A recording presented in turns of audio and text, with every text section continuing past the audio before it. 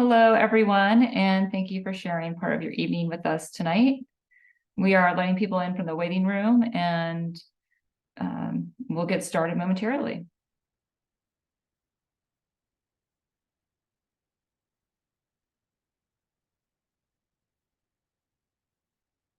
Hope everyone had a safe and festive Halloween.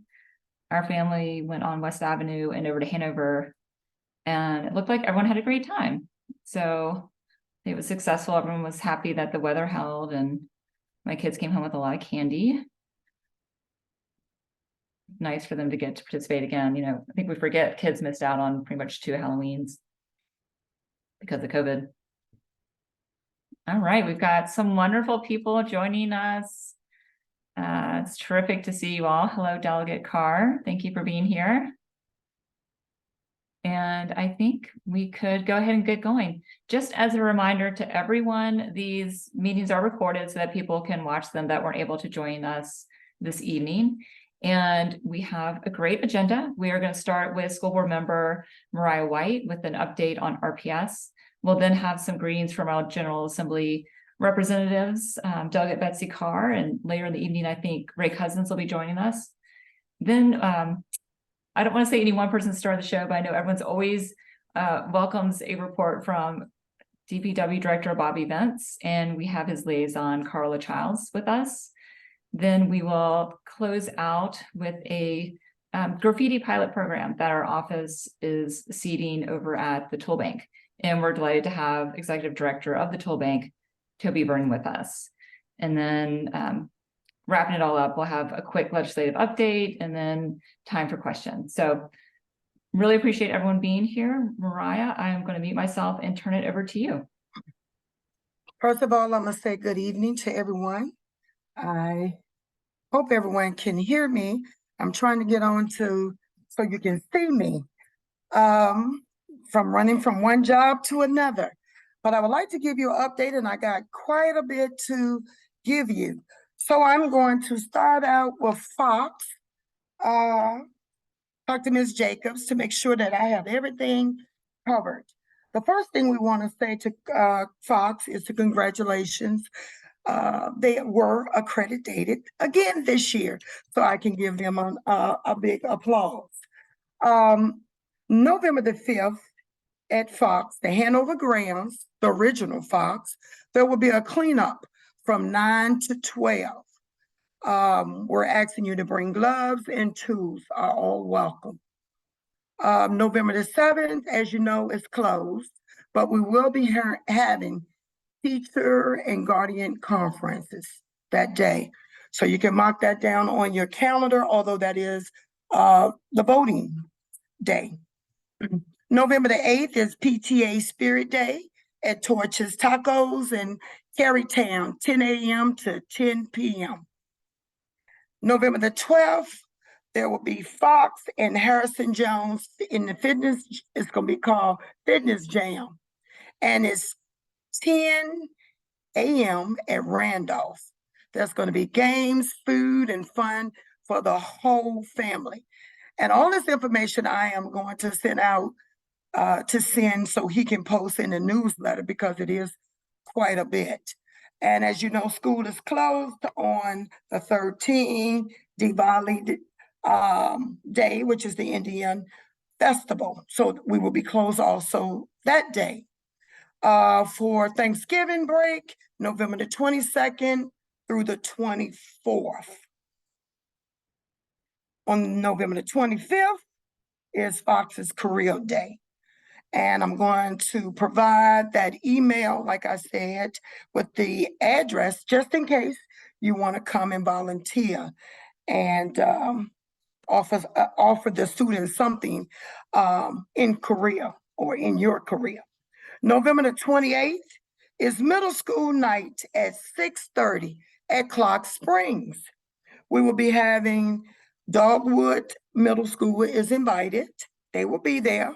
Franklin Middle School will be there. Of course, I'm a Franklin Middle School mom this year, so I can be excited about that also. And also the social and emotional team will be there just to give you an update on adolescence and what to expect as they go into middle school. And I know everyone had questions on the specialty schools, so I'm gonna send that out also. I had an update, but it might take a little long. But the new selection process only applies to Maggie L. Walker Governor School, Open High School, and Richmond Community School. So families have until 4:30 p.m. on December the 1st, 2023. And so it is open. And also to submit your application for enrollment applications to the Governor's STEM Academy for CTE at RTC. So that's the Richmond Technical Center. And you have until 4:30 p.m. on February the 1st.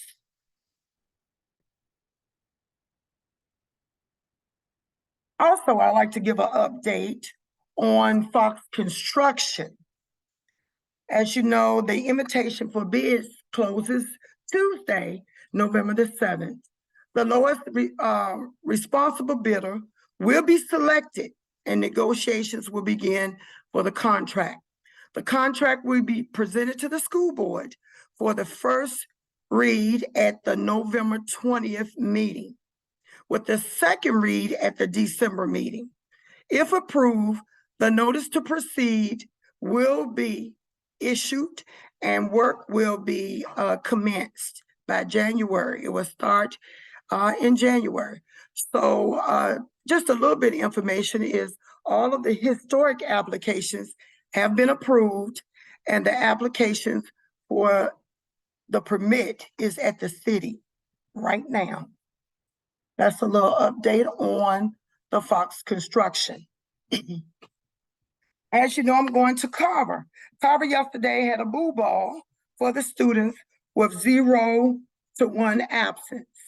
So I went there and it was they had a good Halloween time with music and dance. And Carver is planning a grab-to-go breakfast for our vets on the Friday, November the 9th. And we have a whole lot of different other events that's going to happen as the same as parent conferences, November the 7th. But the big one that they want everyone to know is Pete the Cat. That is a Title I literacy night. It will be November the 2nd, 2023 from 5 p.m. to 6:30. Everyone is invited. The focus here at Carver is literacy right now. If you have been following the SOLs, you probably know and see that Carver was the last for the SOLs as far as percentages. But they have been doing a great job with the new leadership, with the teachers that are in place, with the staff that is in place. As you probably can tell, which I just stated, they are running a close race. I think they're number 1 on this side of town, the north side, with no more than 2 absence for each of their schools. I mean, for each one of their students. The school has 300 and some students, and at the ball yesterday, they had over 200 to attend. So they are doing some great things, and now within the 2 years, their resources are there. Kiwanis is coming up with a project that will be coming in place. You will hear more about that. It's a literacy project, and it will be placed in George Washington Carver. So some great things are coming to Carver within the next year. The next school that I have is the Richmond Alternative School. There is some leadership, there was some leadership changes there. Also, we have Dr. Smoke. Dr. Smoke right now, his concentration is on graduation and also behavior. We're trying to ensure that the children that were placed at RAS, that they move into their own schools, go back to their competitive schools, and that their behavior is appropriate to go back, as well as that they earn some credits so that they can continue their studies, and those who are there to graduate, that they graduate on time and not drop out. I know that was a lot to take, but I will make sure that we give this to Catherine to put in her newsletter. And also we would like to thank DCU Police Office for being our crossing guard at Carver for the last several months. They were going to discontinue their service November the 1st, but I am thanking Chief Venuti. We're going to continue that out to the year. And as everyone knows, in the 2nd District, I have requested for a speed bump of some kind to be placed in front of Carver Elementary. We do have a speeding problem there, and within the last 2 months since school's been open, we have had almost 2 or 3 children getting hit there. We do have 4 hubs there in the morning. We have Franklin, we have Code RVA, we also have Dogwood, and we have Thomas Jefferson there. So it is busy during the morning. Our prior school crossing guard, I think he's still sick, but we do know that Mr. Alston has been faithful to Carver. He's now in his 80s. So we want him to come back, and the students are missing him. But in lieu of his absence, DCU has been saving grace. So we are looking for anyone who would like to volunteer. It is a paid position at Carver. Also our lunch monitors. So we need lunch monitors as well as at least 2 school crossing guards. But if there are no questions, I will give all of this information to you, Ms. Jordan. All right. Thank you so much, Mariah. And one of the things that we'll be helping share out on your behalf is the Dreams for RPS.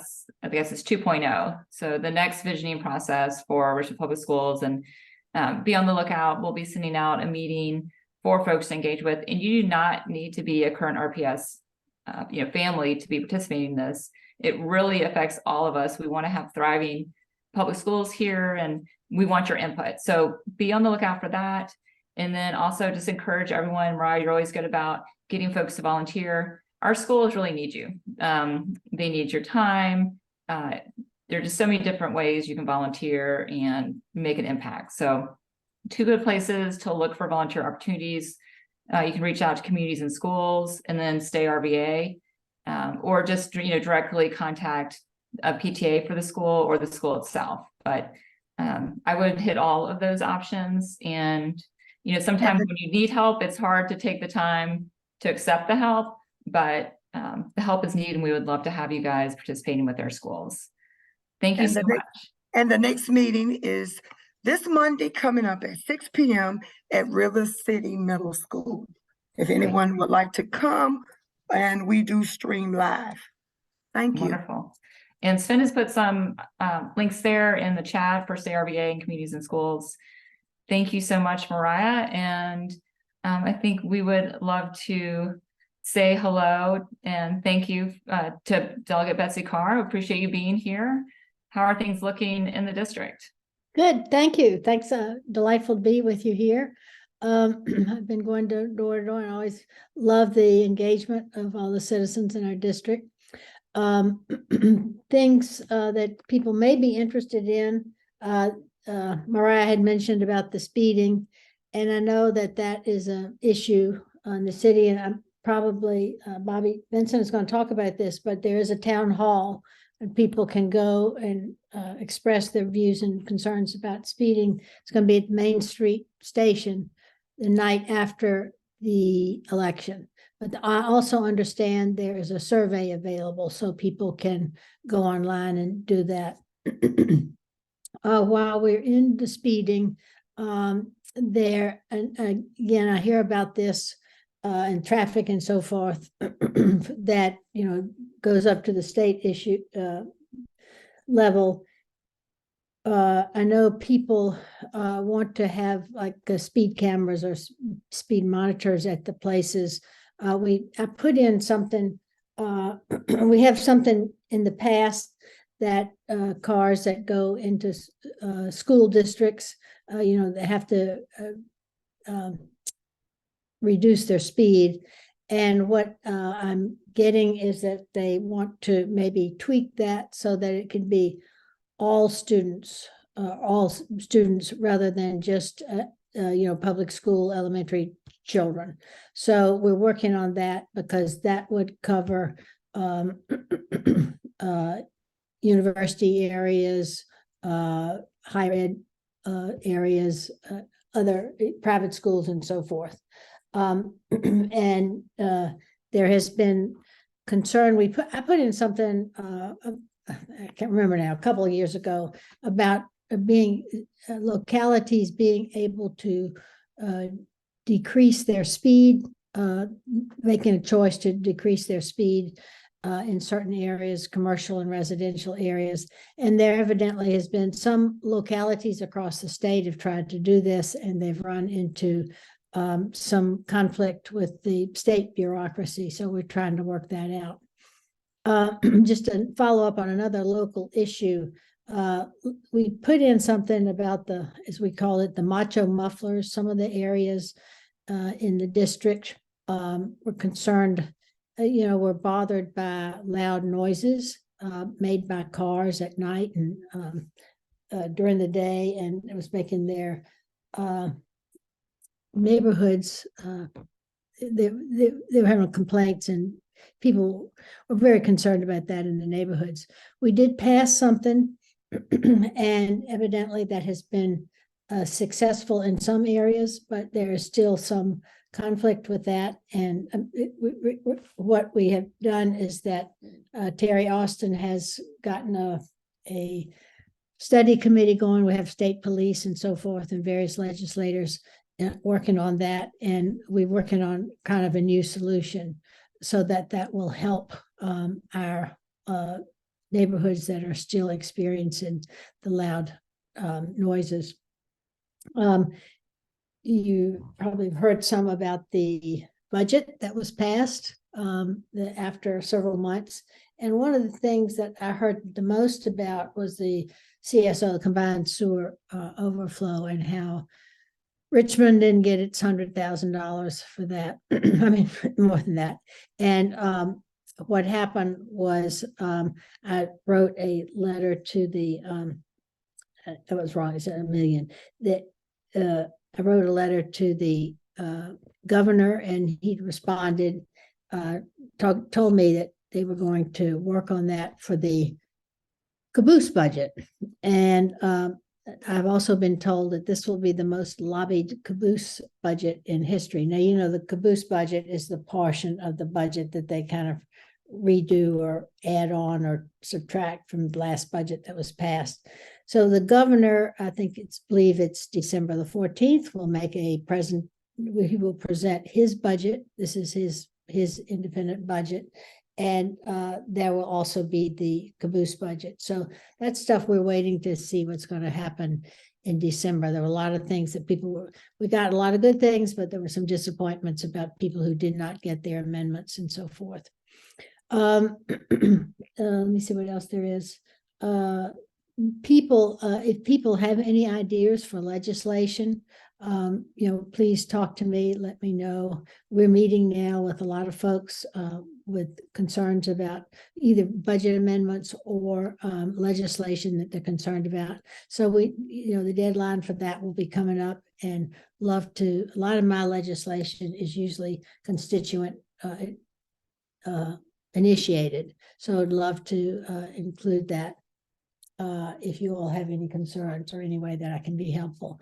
Meanwhile, please stay in touch with me, delegate.carr@betsycarr.org.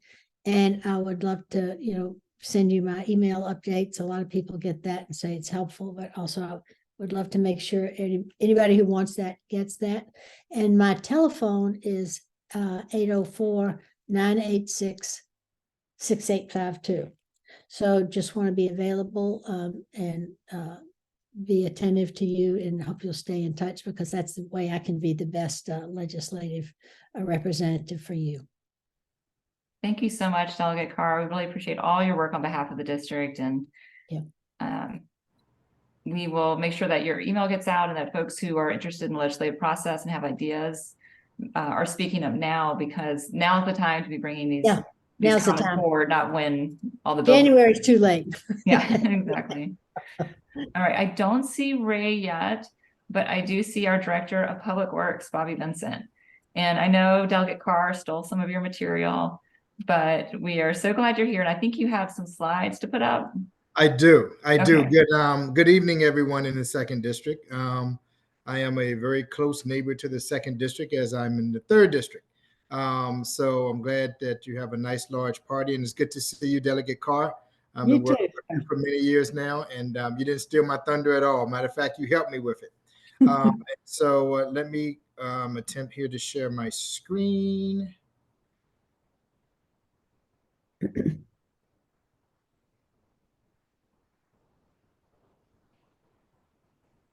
And while you're doing that, Bobby, do you want to introduce Carla?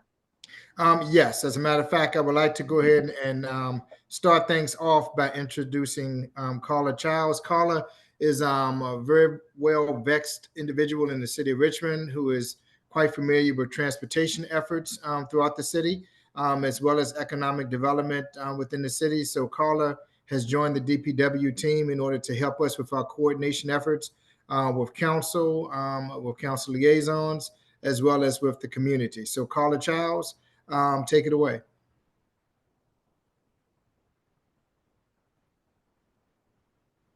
All right, I'm learning not to be on mute. Good evening, everyone. I'm just happy to be here, and I love working in my new position, working with Bobby and all of the council liaisons. It's something that I really enjoy doing, troubleshooting. So we try our best, if you have an issue, to see if we can resolve that within a reasonable time. So I look forward to working with all of you, and thank you for having me this evening. Great to have you. And if you didn't see in the chat, Sven said, Carla is amazing. Exclamation points. Thank you. Thank you. That she is. Okay, now I believe I figured out how to share my screen here. So let me go ahead and do that as I pull up this presentation and share. And let me see if you can, please forgive me, but is it showing up as a full slide or is it showing up as something else? It is. Full slide. Outstanding. Well, looking at the Department of Public Works, I always like to start off my presentations by just giving people a few of the tidbits of the city of Richmond. The Department of Public Works, our mission is to provide a clean, safe, and healthy environment.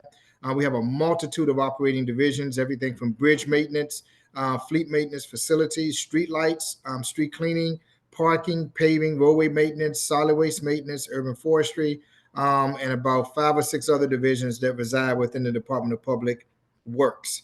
We have a very diverse staff that is very, very wise. The average tenure of our deputies is more than 20 years with regards to Lynn Lancaster, Mambu Pindakara, Gail Johnson, as well as Torrance Robinson, and then Devona Moore Clark, who's responsible for our Office of Equitable Transit and Mobility. The city of Richmond, which some of you may or may not know, but we're comprised of 62.5 square miles. We're approaching 230,000 people, 1.2, almost 1.3 in the metropolitan area. And the thing that we like to talk about with regards to Richmond, which we met with Henrico County as well as Chesterfield County today on, is that everyone drives in Richmond. Richmonders do not drive everywhere else, but everyone drives in Richmond. So we've been working with the state in order to help to try to acquire more funds in the areas of transportation. Looking at what we have in fact been investing in the city, we've been investing $21 million a year with regards to our pavement infrastructure over the past several years. When we began, we were at about 35% of our streets being good or better. Now we're at 66%. We've been investing this large sum of money over the past 5 years, and we've been able to increase in our PCI rating, which is our pavement condition index rating, tremendously during that period of time.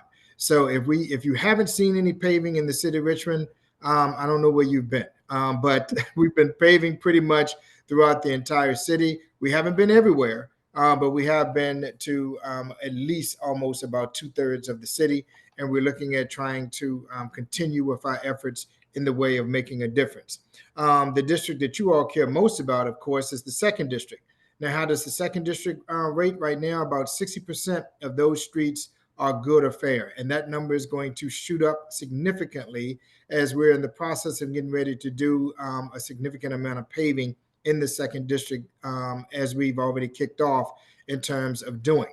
The second district makes up about 8% of the lane miles in the city. Very high density, but not a lot of streets with regards to asphalt. And looking at what active and ongoing projects that we have going on, that if you haven't already seen, we're in the process of doing.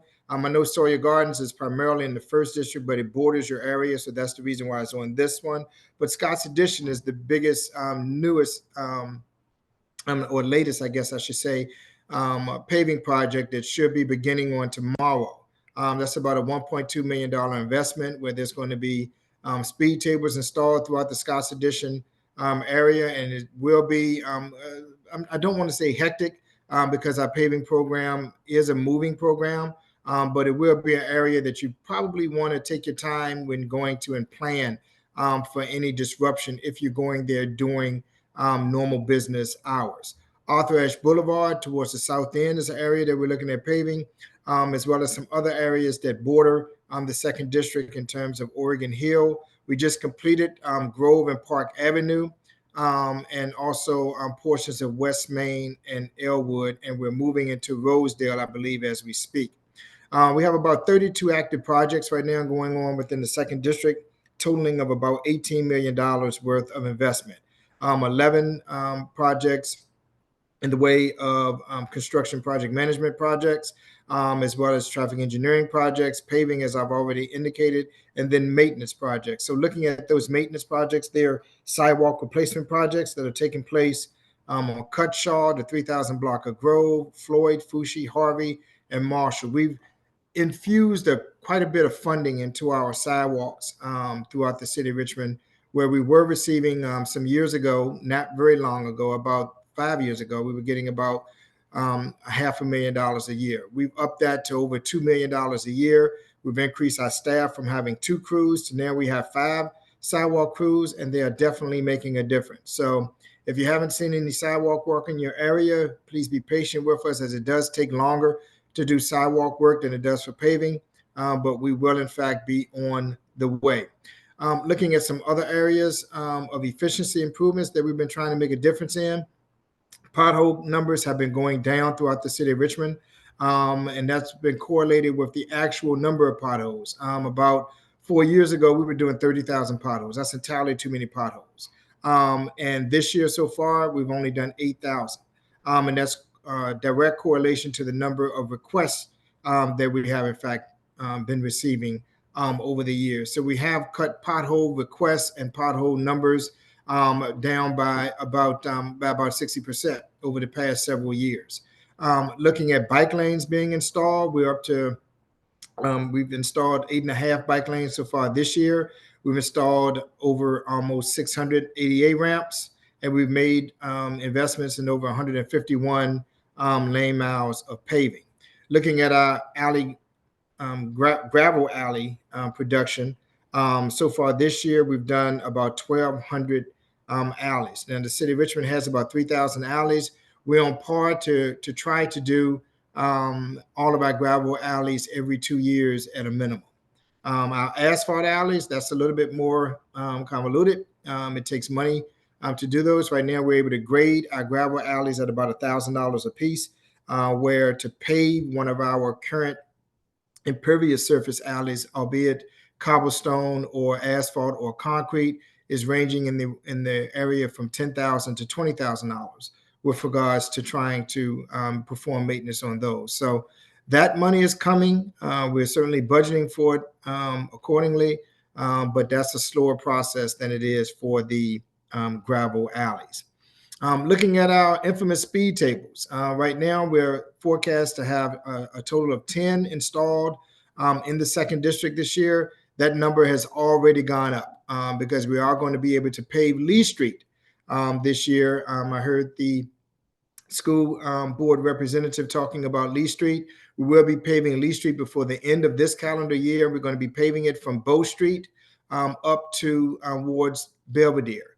And we will be installing two traffic calming devices, being speed tables, near the crosswalks on either side of Carver Elementary in an attempt to help to slow down traffic in that area. We know that everybody right now appears to want a speed table. Everybody's not going to get a speed table. It's that simple. I don't like to, many of you all who have worked with me in the past know I don't like to sugarcoat it. We can't put a speed table everywhere where somebody is speeding. So we have been working with RPD in order to put up some blue lights and to start pulling some people over. And Chief Edwards has been doing that. And so we feel as though the way to get people to slow down is through engineering, as well as enforcement, as well as education. And we're talking about education with regards to speeding. As Delegate Carr indicated with regards to cameras, we just got information and awards to install cameras in school zones. So people who are speeding in school zones, you're really risking your luck because you're going to wind up getting a ticket, and it is a hefty fine. And it zooms in on you, and there's no doubt about how fast you were going. There's no doubt about the car was that the car was yours, and it will have license plate recognition with it. So all of that information will in fact be coming out more by RPD, but they are working with the Department of Public Works and Vision Zero in terms of making a difference there. This slide right here is showing 167 speed tables being installed citywide. We're already up to 190 that we're looking at installing this year. And that number is beginning to slow down because our funding is beginning to slow down. Each speed table costs anywhere between $8 to $15, depending upon the magnitude of those speed tables. Other areas of traffic calming that we're doing, we're putting up some radar signs that help people to understand just how fast they're going. And we also procured some mobile trailers for the Richmond Police Department to be utilized in areas where they have been experiencing people driving at a higher rate. The department is using GIS in order to track its information and to track its data. We're doing our best to become a more intelligent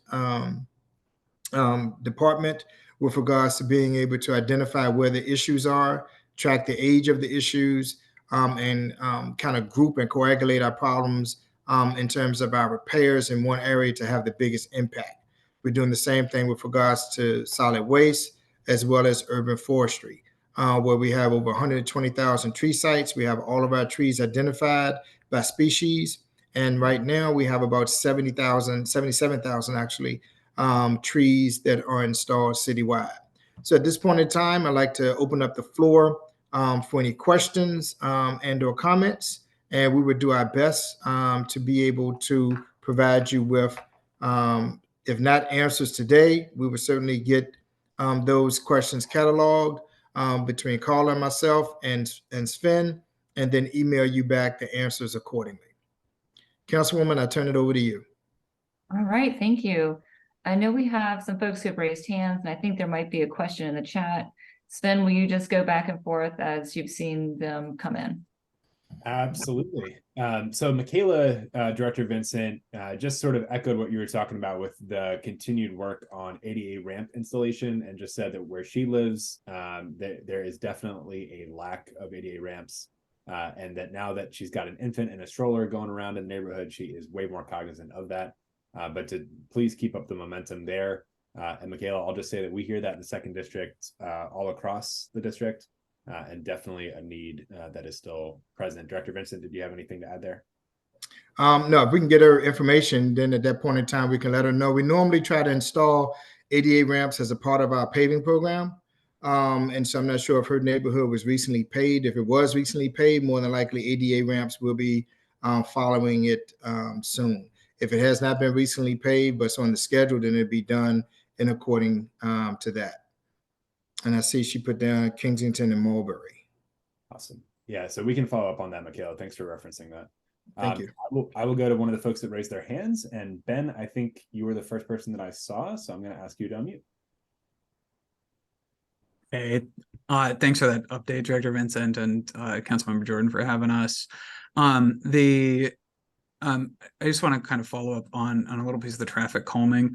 I live on Park Avenue, right by the toddler park. And every day my partner and I sit in our front porch and we watch as folks speed down Park and Hanover and Lombardi further down. And it is a stressful experience every time somebody, speeds through there, especially given that there are 1 to 3 year olds who primarily use that park. It was good to see that you guys are addressing speeding and doing more to put in traffic calming measures, but how can we be a helpful piece in that? How can we flag those issues for you? How can we make recommendations given just the fact that we live and experience those things in those communities? What can we do to flag those issues for you? You can certainly email that type of information to Sven.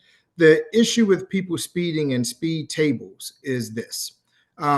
We do our best to try to work our way back with regards to infrastructure changes on the high injury network. So the high injury network would be streets such as Broad Street or a Brook Road or Chamberlain. Most of our arterial streets are unfortunately now on the high injury network. But we also now have some collector streets that are too on the high injury networks. Collector streets such as a Hermitage or a Overbrook Road or Brooklyn Parkway could wind up finding itself on the high injury network. And then looking at areas such as the Fan, where you have extremely high density, one thing that we tried to approach that with is with having 4-way stop signs, because there's a lot of traffic in the Fan where the cross streets can have just as much of a traffic volume as the major thoroughfares. And so we only put in stop signs on 4-way stops where that is the case. So, and what I'm indicating here is that if you have a street where you have, say, 2,000 vehicles per day on one street, and you have 1,500 to 2,500 cars on a cross street, 4-way stops work. If we have 2,500 cars on one street and 50 cars on the side streets, the signs don't work because the people on the major thoroughfare get so used to not seeing a car coming that they wind up running the stop signs, and it winds up causing more damage than what we're trying to prevent. So if you can get that information in, then at that point in time, our traffic engineers can take a look at that area and move forward accordingly with either trying to get in a 4-way stop or putting in a traffic circle or something to try to slow down traffic. But excellent observation. And we can always work with RPD because when you give a few people that yellow ticket, you'd be surprised how that impacts their behavior. Ben, did you have any follow-up comment or question there? The one follow-up just for the intersection in front of my house, it's actually a fork in the road. It's where Park Avenue becomes Hanover and Park, and so it can't be a 4-way stop, and frankly, stop signs aren't gonna do anything. It is they just repaved Park Avenue. I mean, and the same with Lombardi as well, right? That runs through the Fan. People just use it as a highway, and so we don't want to put stop signs there because, like you say, people want to. I think that the best I think that the best fixes for it are going to have to be an engineering fix. There's going to have to be it's going to have to be something that just encourages people to slow down, because as soon as they hit that fork in the road, I mean, you can hear it. They just put their foot down on the gas pedal and shoot off. Okay, we could take a look at that intersection. And Sven, you got that? You received this information? Okay, perfect. Yep. And Ben, thanks for following up on that. I know that we talked about that intersection before, and we're happy to follow up offline on that as well. So thanks for following up there. Want to go back to the chat real quick. We had going back up here from Sam, Director Vincent. Sam references the need to protect the trees when sidewalk projects are happening. And they're saying that on West Marshall, when there's a sidewalk restoration project, one of the trees ended up dying. So just something to keep in mind. Thank you very much. Yep. And we do have our new urban forester that's on board that's been helping, and he's been very unbiased with regards to his approach in terms of working with urban forestry, the sidewalk crews, contractors, Dominion Power, etc. So that was a really good hire for us. And we were just out in the community doing a walk with him today. He's been wonderful. And if folks recall, at our last meeting, we introduced Michael as well. School Board Member White, I see you've got your hand raised. Yes, thank you. Good evening, Mr. Vincent. I Good have several afternoon. questions. I'm gonna try to put it all in one, so you Okay. can answer those. The first one I have, will the speeding measures be performed for Lee Street by the end of the year? And the second one, this is a statement. On my street, we have some nice black dome lights that came on before we had all of this work done in our streets. And somehow our street is completely black except one dome light comes on, which is in front of my house. And the next street, which is the 800 block, all of those lights are completely out also. So it is a safety matter there. And the third question I have deals with trash cans. I had a very old trash can that I had prior to when I moved here. And that's been a couple years, but then I got another one within the last couple of years. And I noticed when they took my trash 2 weeks ago, they took the old one and left the other one that I have. So now they brought me another one that I have to pay $50 for. So every time my trash can gets old, is it a requirement that you pay $50 for your trash cans? No, ma'am. So if you can email me that information, Sven, we can certainly take a look at that. We charge people an additional $50 when they request an additional can. If you already had a can that was already paid for that you had, and that can just got old at that point in time, we replaced that can free of charge. So that's something that we can look into. With regards to street lights, if you can give Sven your block address at that point in time, I can have our street light crews to go out there and to take a look and see what the condition and see what the problem is there. I guess one of my questions is, you indicated that they were dome lights. Were they city street lights that you're referencing? Yes, those big black ones, and like you put like Christmas time, I call them Christmas lights, the big black ones. Okay. Yeah, We can they just put in 2 years, they put the other block, I think the rest of the blocks have the black dome lights. okay. But these two blocks don't come on any longer after they dug up the street to put the pipes in. Okay. All right. We can certainly have our street lighting crew to take a look at that. It could have been something that they hit or something that they de-energized because of that construction. And it just needs to be re-energized. So that's something that we can look at. So Sven, if you send me her block numbers, we can move forward with that. And the answer to the first question that you asked about the traffic calming measures on Lee Street, yes, that will be performed by the end of the year as a part of that paving project. Oh, thank you. Thank you. That's great news. Thanks, Director Vincent. I appreciate it. And Board Member White, thanks for following up on that. I know, and Director Vincent, we actually had reached out to staff on those lights before. So happy to follow up there. And for folks that may be confused, streetlights in the city used to be under the Department of Public Utilities, but, and I'm sure Director Vincent can speak to this more, they are now under DPW. Is that correct? That's correct. We're controlling, for years, we've been paying the bill for streetlights because streetlights was a utility only because at the time, public utilities had a generator that was generating power from the James River. And so that's how they actually winded up becoming a part of public utility several decades ago. And but we were still paying for the streetlights as well as the streetlight bills. So what this administration decided to do was to go ahead and transfer those responsibilities back to the Department of Public Works, since that hydro plant is no longer active, and it hasn't been active for several decades now. And so that's how streetlights wind up ending up back into the Department of Public Works.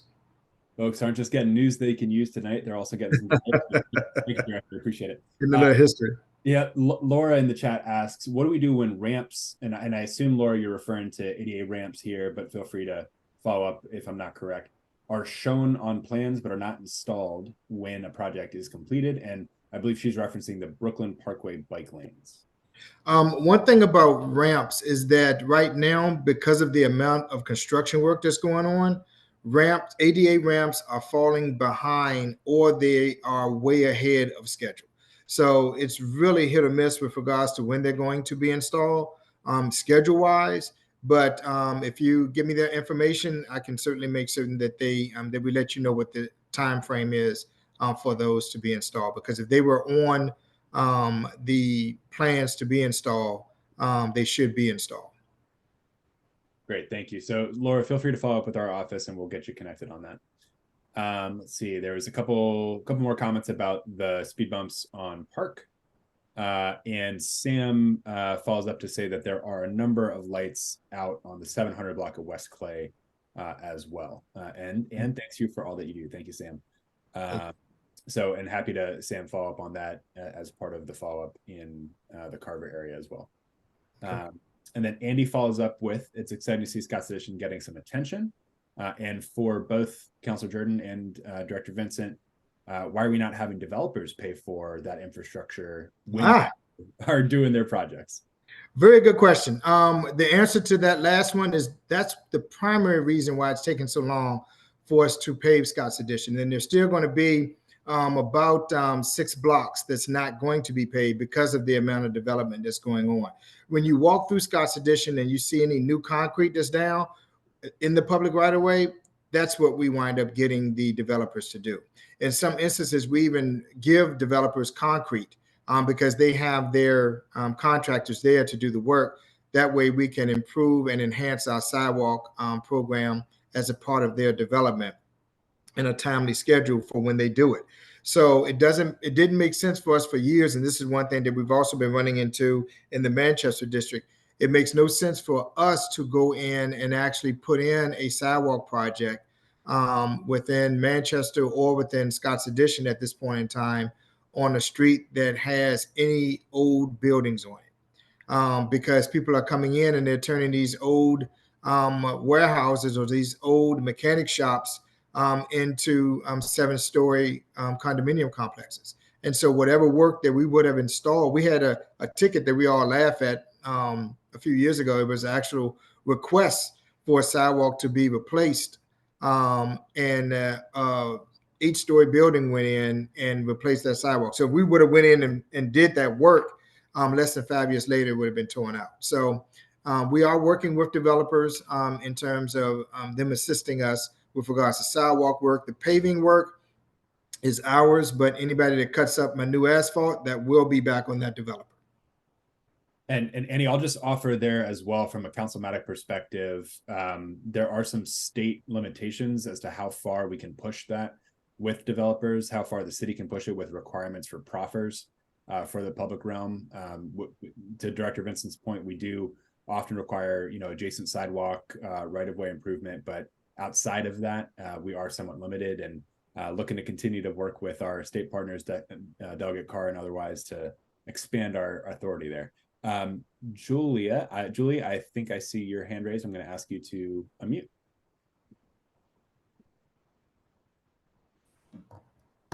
I just have a really quick curiosity question. I was in a city last week and at night the street lights dimmed with motion.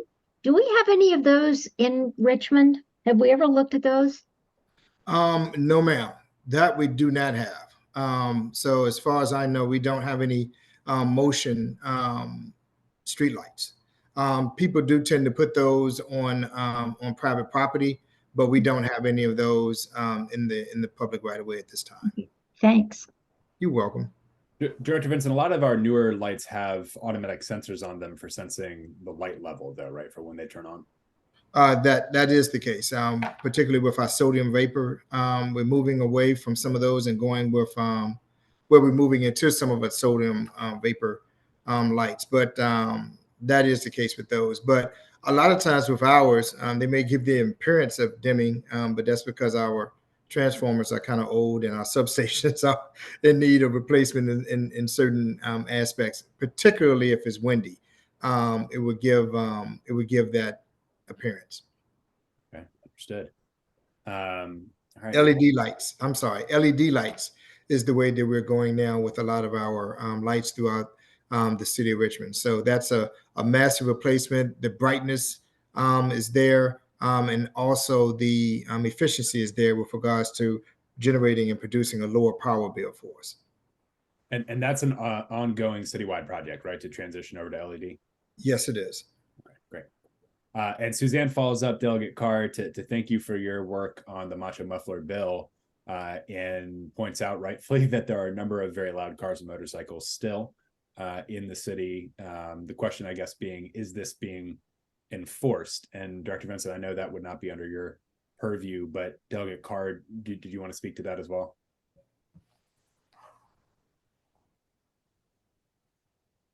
And Suzanne, we're also happy to follow up offline with RPD on that, if that's something. Yeah, this came up earlier in a meeting I was in today. One, we know that it has helped in some areas, but not in all areas. The head of the Transportation Committee, Delegate Austin, had pulled together a study committee, and we had people from both houses and other, stakeholders in this that are looking at it. They've had one meeting, I think it's called the study group or work group, had one meeting, and they will have one more, and they will come up with a specific piece of legislation that they hope to move forward this year. It is about your question, is this being enforced? As I mentioned, I don't know if they still have 100 officers being short. So we don't have those officers available to enforce all the speed limits. Also,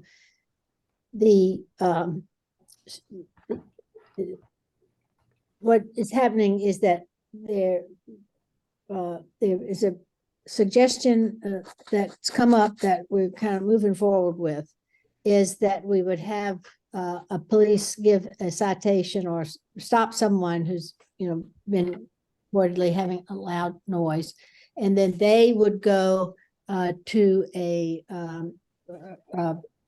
certain station, maybe a inspection station, but stations that have been designated, and have that checked to see if it passed the if it's out of bounds. If so, then they need to fix it. If they don't fix it and they're stopped again, then they're subject to there'll be a penalty, a crime.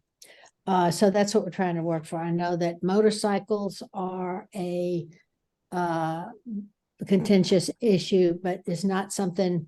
I think what we're focusing on right now is the cars. We can just do one thing at a time. So I'm not sure that the motorcycles will be handled in the same way at this particular piece of legislation.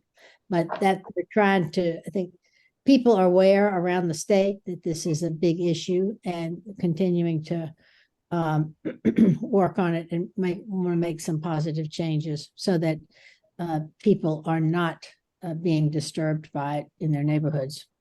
Well, we would love that because it is really loud and obnoxious. Director Vincent, I appreciate that you have a giant clock in your right behind you, and we are starting to, run a little bit over, and we have another guest presenter. So we've had some great questions. Director Vincent, thank you so much. Carla, wonderful having you here. You've already helped some of our constituents. Appreciate the extra support. And at this point, I would like to move on in the agenda to our graffiti pilot program. Thank you very much. Yeah, thank you. Toby, are you still with us? Of course I'm with you. Okay, great. I wouldn't miss this opportunity to talk graffiti abatement. Come on. Fabulous. So for those of you who are not familiar, the Tool Bank, Richmond Tool Bank, is in the 2nd District. It's in Scotts Addition. Toby, will you tell a little bit about the Tool Bank, and then I'll jump in and talk about the program. Yeah, love to. Thanks for the opportunity. So I'm Executive Director of the Richmond Tool Bank. My name is Toby Vernon. I've been at the Tool Bank in this role for 5 solid years. And our mission at the Tool Bank is pretty simple, but also really powerful. That's to lend tools, equipment, and expertise to community organizations to empower your most ambitious goals as a community organization. And we do that in a real simple way. We have a 10,000 square foot warehouse with about 10,000 tools and nearly 300 different types of tools. And we lend each one of them to community organizations and do-gooders who want to do more good for just 3% of the retail value of a tool. A really good example, a simple example, is a common shovel. You might buy a common shovel for $15 at a big box hardware store. So that 3% retail value that we lend the tool for would cost you 45 cents a week. So that's the model. We do that across, like I said, nearly 300 different types of tools. And we love to, as part of our mission to lend tools, equipment, and expertise, the subtext there is that we're always listening to community members and community groups to know what the issue of the day is, so that we can adapt that inventory, expand it, add it, update it. We're always updating our inventory to meet whatever new community needs are. So this is a good example. I was excited to have the opportunity to work with Catherine on this. And so I'd love for you to share a little bit more about it with everyone. Great. Thank you, Toby. Mhm. So yes, as Toby mentioned, they're constantly listening to what's happening in the community and looking for ways that they can partner and empower residents. And that's a lot of the work that Sven and myself do. And one of the things that we repeatedly hear and can see anytime we drive around the city is the proliferation of graffiti. And it's incredibly frustrating. I know DPW has spent a lot of money trying to abate it. Venture Richmond equally has spent a lot of money.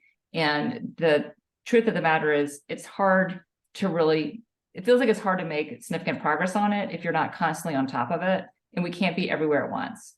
So the goal of this graffiti pilot program was to try and empower residents and businesses to catch it at the early phases. Because if you can stop the small tags, what I found just, on my own block, it's the small tags that kind of are the tap at the window to see if you're home.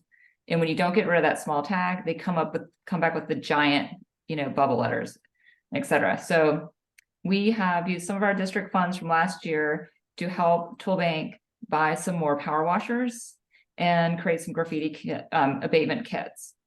And the goal of that is so that you, with your neighbors, your neighborhood association, or maybe it's your business, can go to the Tool Bank for, as you hear, like very nominal cost, get this equipment, and they're going to have some training sessions that you can take advantage of, and then start to tackle the graffiti in your own area.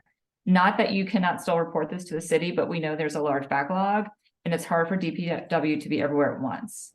And then additionally, to try and get people really participating in this and getting to use the Tool Bank, we have added $50 that for the first 6 groups that create an account at Richmond Tool Bank, you can tap that $50 to cover your costs for these items. So hopefully cost will not be a barrier and people will embrace this. That's it in a nutshell. At the same time that we're trying to get rid of the graffiti, and we've talked about this before, our office is continuing to work with the city to try and create some sort of sanctioned wall project. And there is a community-driven idea that, and I believe Susan Glasser is here on the call, that for a site where folks could go do graffiti and have it, stay up for a year and then get reset, but it would be like an art park. And there have been these art park, graffiti parks, sanction walls in other places in the country and around the world that have been successful for, providing that outlet that hopefully means that person is not doing it on the back of your house or on the side of your business. So that's something that we're pursuing at the same time.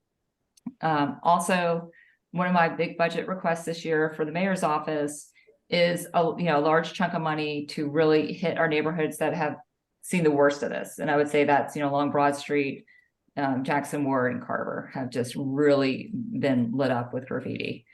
And I think Janice is on here, so hopefully that's good news to you.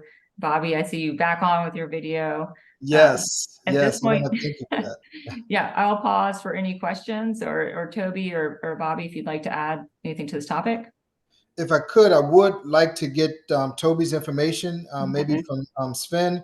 One thing that we're trying to do is to pilot with regards to putting artwork in certain areas, because we're noticing that graffiti artists, they don't tag artwork. And so we're looking at putting artwork on some of our traffic control device boxes, because that's a typical place where they will wind up tagging with regards to graffiti. So if we can get your information, Toby, maybe we can help to spread some of that throughout the city with regards to putting good artwork in certain areas where we know people tend to put graffiti. Thank you, Bobby. Thank you. Susan, was there anything you wanted to add? And if you could introduce yourself, please. Sven, is Susan able to unmute?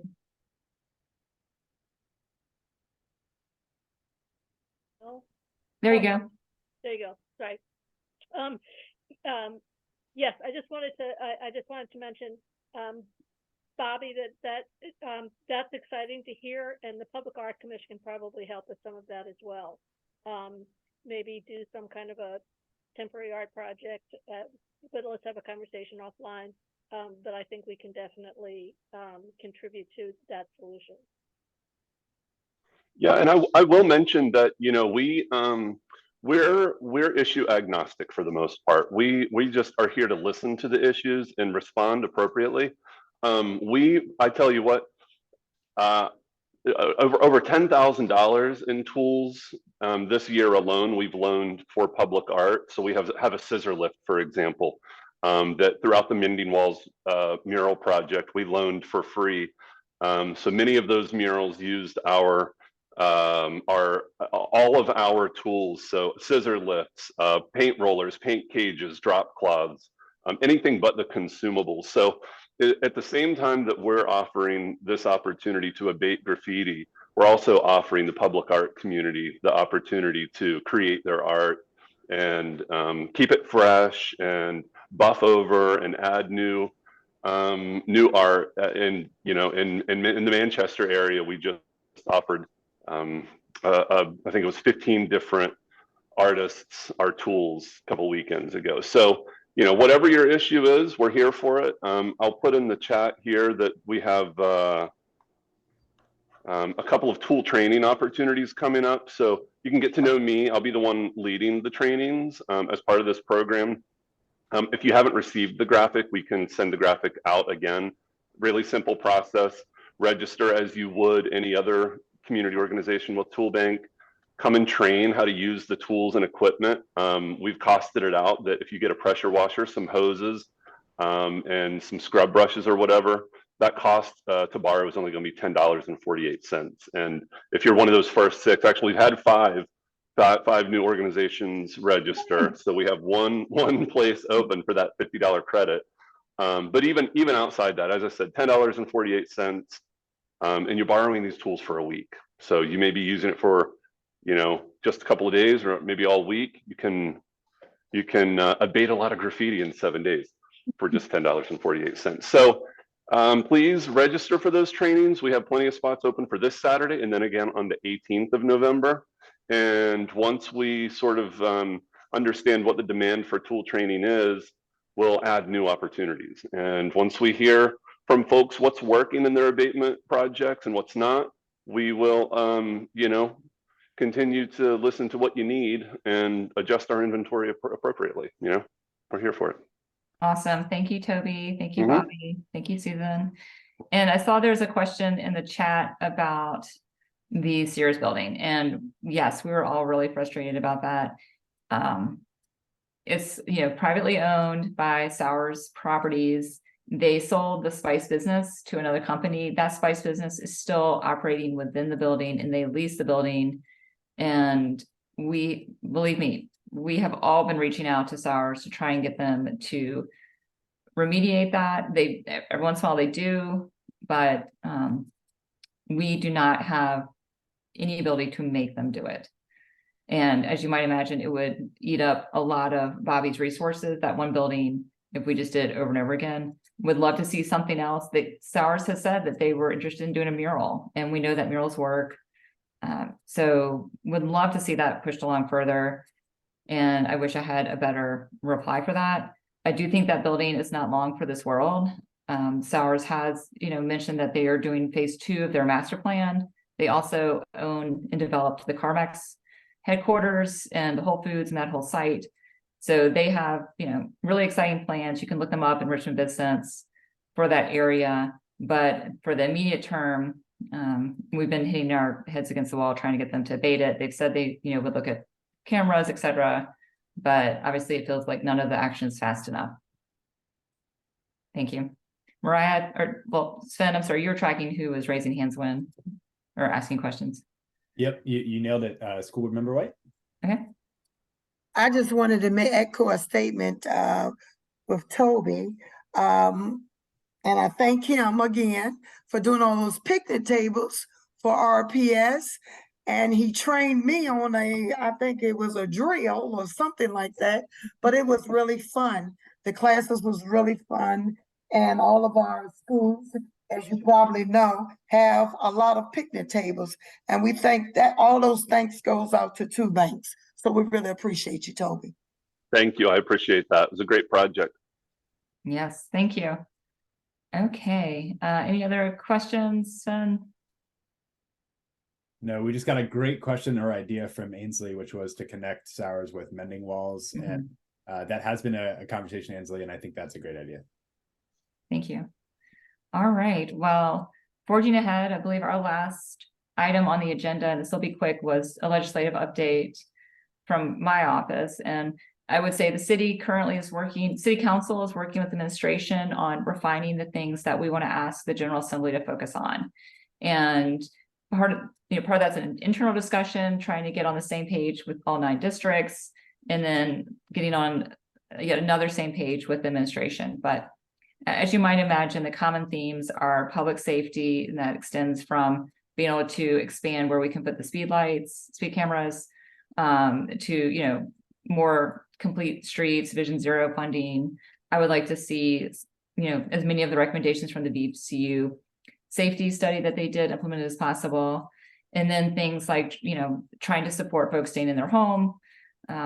We're a great place to live, but not everyone is able to, keep up with the rising inflation, and the folks that are coming here to move here for the prices that seem affordable to wherever they're coming from, driving up the prices for everyone who's right here. Also looking at trying to get our combined stormwater overflow funding back in the budget. That was $100 million that disappeared in the budget, and we're trying to get that in the caboose budget. That helps us pay for upgrading again, the combined stormwater is the water that's coming out of all of your faucets, but also the sewage. So those things are all combined. Google it. I could talk for hours, but it's a large ticket item that we need money from the state to help us with. And environmental goals, money for the James River Park system. Obviously, we're always asking for more money from schools. Then we're also playing defense on some things. We want to make sure that where we have the power to regulate locally, that we maintain those powers, such as short-term rentals. We want to make sure that our laws, our rules here that we just passed stay and are not weakened by the state. So those are the types of things we're working on, things that we hear from constituents throughout the year. Jerome, throughout ranked choice voting, that brings up the charter. So we had the charter commission, they did fabulous work. City council is sifting through those recommendations. Some of the things, like regards to budget process, the commission said, you know what, that's something that we need administration and council to dig into more. That's not our area of expertise. Same thing for planning and zoning recommendations. They, wanted us to look into that more ourselves. So we're doing that work internally and with administration and looking at what we can take forward this General Assembly session. And then what might, we need to wait until we have a better sense of understanding where the General Assembly is going. And then for some of the big things, we really need a little bit more time on what type of form of government we need, I would think, to take that back out and make sure everyone is on board with it. But I see a number of things that popped up into the chat, and I'll just pause and see if we want to address some of those questions or comments. So again, Jerome, thank you for referencing both short-term rentals and ranked choice voting, both hot topics in the 2nd District. And then Suzanne actually shared a wonderful resource with Solar United Neighbors that we have also been sharing in our newsletter. So thank you, Suzanne, for highlighting that. Do folks have any other legislative or otherwise questions for us? And at this point, I think we can trust everybody that has stuck with us to 7-Eleven on a Wednesday. So I am going to allow folks to unmute yourselves if you would like to. Going once, going twice. And Councilwoman, if I may, real quick, on 2 pieces of legislation that Councilor Jordan is championing. One that you can actually review now, and I just dropped in the chat, that will be up for a vote at Council's upcoming November 13th full meeting. And that is the Public Utility Commission. Councilwoman, do you want to talk about that a little bit? Yes, thank you. So, one of the things that council votes on every year are the rates for our utilities. And we hear throughout the year, people struggling with those bills. In particular, I think the gas utility one can fluctuate wildly. And that's something that you really don't want people to struggle with during a cold winter. And so there had been a Public Utilities Commission in the past. It had been disbanded. We are working to bring it back. This is something that Councilmember Addison initiated and I support. It'll be majority city residents, city residential customers on it, with addition of some, commercial people who are like commercial users can be members, and we'll have non-voting representation from customers in the counties because our water and gas does get delivered beyond the city boundaries. And the goal of this commission is, really to help educate the public, have an actual body where people can liaise directly with DPW employees, or DPU employees, and then help include. Don't get distracted by the questions. They're so good. But yeah, so more transparency into the process. Constituents have great questions about utilities, about the future of the gas works, about water rates, about stormwater. So this is a forum for that in much the same way that we have boards and commissions on other topics. And that's a good segue into a second piece of legislation that Councilor Jordan is championing that is not yet ready for prime time. It's still being drafted with council staff, but that is to revamp the Urban Forestry Commission and revitalize a now long dormant commission that used to do really great work in collaboration with DPW and external stakeholders to the city to make sure that we are engaging residents and maximizing what we can do to expand our tree canopy. That legislation we are hoping for introduction on November 13th, and then hopefully consideration in December, so that at the next quarterly boards and commissions appointment opportunity, hopefully we can put that out there for folks, because we know we have a lot of people in the 2nd District who are interested in serving on that once it is back and operational. So hoping to be able to share more information on that soon. And then Janice, I see in the chat the mention of a always important issue, inclusionary housing and affordable housing. And I think when Janice refers to inclusionary housing, they're inclusionary zoning being the really key issue legislatively for the city. Delegate Carr, do you want to speak to that at all in terms of efforts at the state level there because that remains something, unfortunately, that the city is not allowed to do at this point. Yes. We did have a piece of legislation last year. We worked with a number of people, and J-Lark had come up with the idea, but we came forth with a piece of legislation that had options, that allowed cities to kind of, if they didn't want to do inclusionary zoning per se, I mean, that specifically thing, they could do other things that would ultimately help that area. So that piece of legislation passed until it had to go to the appropriations, and it was a little bit too expensive for that, but we're going to try that again. Inclusion, there's some pieces on the books right now that some areas can do the inclusionary zoning, and others can't, but that has been like a kind of perennial topic, and trying to address ways to make that happen. Yes, thank you. And Janice, that is absolutely something that has been on the city of Richmond's legislative, lobbying package that we send up to the state, and we continue to request the ability to have more tools for that. So, I've put it in several times, as we know. yeah. That's it. We Stop, need to- keep doing it. Thank you. Yes, so elections are coming up, and we will know more about the viability of a lot of the goals that we have at the city. And one of the reasons that I've followed, I think most of the people probably on this Zoom at this point follow statewide politics, is because it is so important what happens at the GA, what the representation is for what we can achieve here at the local level. So if you have time to go out and volunteer for candidates, it's time well spent. Delegate Carr, I think you're pretty safe. Most of our local contingencies, they don't really have opponents, but just drive out to the counties, volunteer with any of those campaigns, if that is your thing. And again, it's worthwhile of your time, because it's going to help us achieve more of your goals here in the city. Right. So with that, I think we will say thank you to everyone for spending your evening with us. You're our diehards, and we really appreciate how committed you are to 2nd District and to the city of Richmond. Thank you. everybody. Have a Thank great you. Good night. Thank you, everyone. Night. Thank you. Good night. Good night.